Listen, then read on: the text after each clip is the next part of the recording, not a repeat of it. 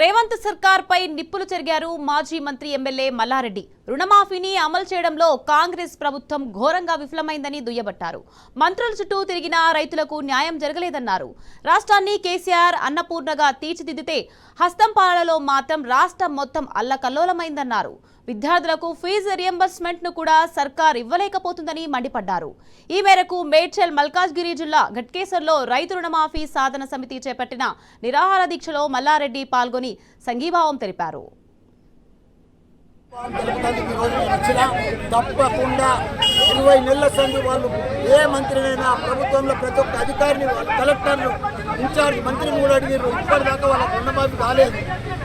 1189 మందికి రుణమాఫీ కాలేదు. ఒక్కరికి కూడా రుణమాఫీ కాలేదు. తప్పకుండా వాళ్ళందరూ కూడా రుణమాఫీ.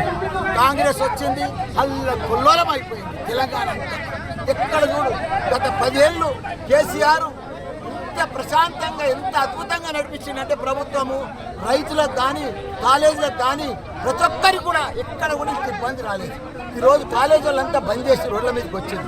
ఫీజు రియంబర్స్మెంట్ 8,000 కోట్లు ఒక్క రూపాయి ఇస్తలేరు గవర్నమెంట్ వచ్చేసి. కాలేజీలు బంద్ చేస్తే ఎవరికి నష్టం?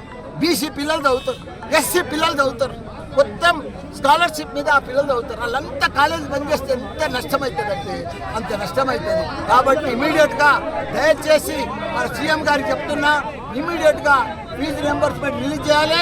మా ఘట్కేసర్ రైతులకు రుణమాఫీ చేయాలి.